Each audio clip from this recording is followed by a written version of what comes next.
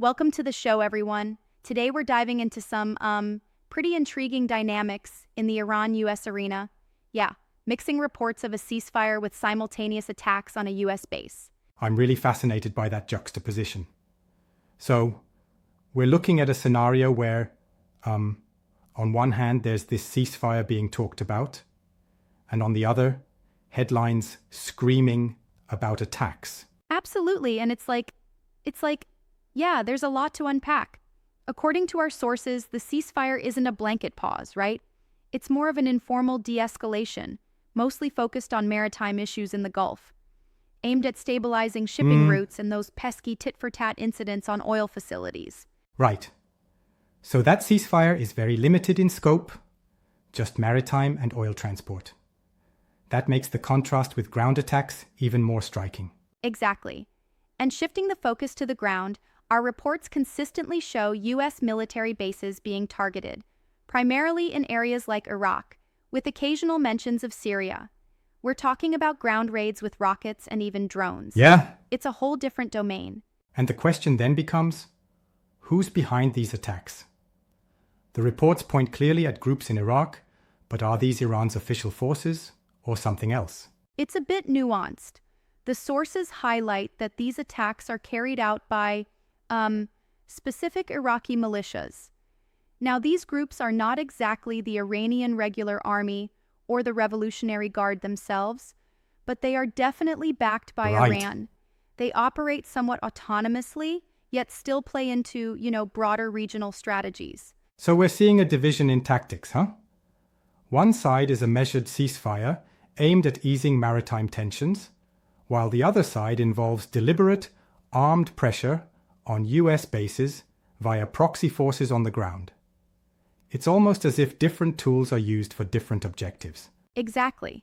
The ceasefire, being confined to maritime channels, seems designed to reduce the risk of a major sea conflict. That's good for economic stability, especially regarding oil routes, whereas the ground attacks are more about signaling strength and maintaining leverage in the US's neighborhood. It's a multi-pronged strategy, if you ask me. I get that, but don't you think it sounds a bit contradictory? I mean, isn't it strange that on one hand they're showing restraint, and on the other, they're demonstrating aggression? It does seem paradoxical at first glance, and that's why it's so complex.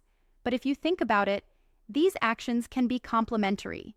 The maritime de-escalation reduces the risk of an all-out regional war, while the ground operations keep the pressure on and send a clear warning message to the U.S. about boundaries and influence in Iraq and Syria. It's a layered approach. I see your point. However, I wonder if sometimes this split strategy might backfire.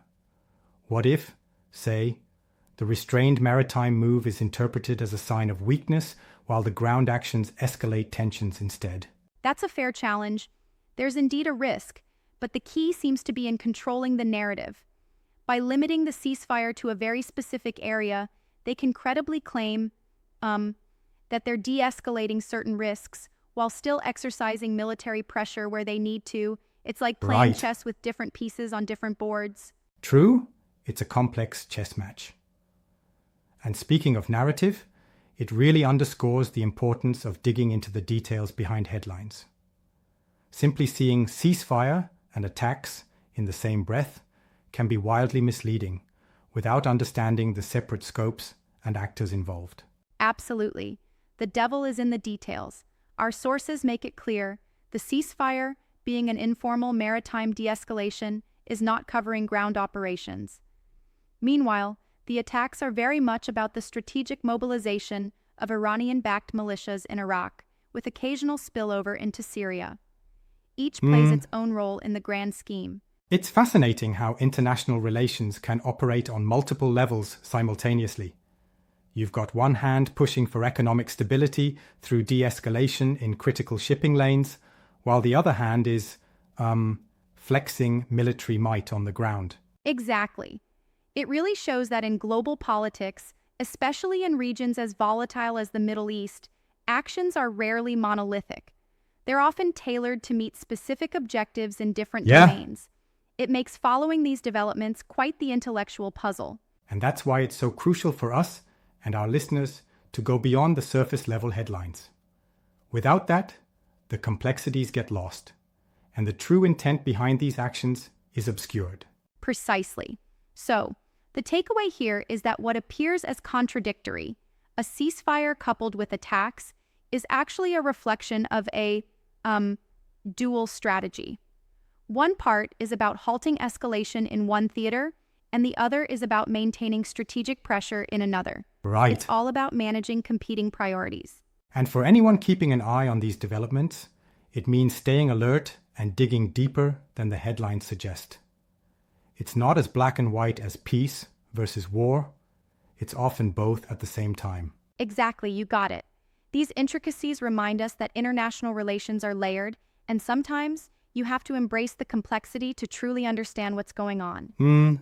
Well, this discussion really highlights how context matters. When we see seemingly conflicting reports, it invites us to unpack each element carefully: the specific target, geographical scope, and the responsible actors, to get the full picture. Right on. So, next time you come across a story that appears to be at odds with itself, remember, it might just be two sides of the same coin, each meant to achieve different aspects of a broader strategy. Yeah, and that, folks, is our insight for today. Thanks for joining this exploration into global complexity.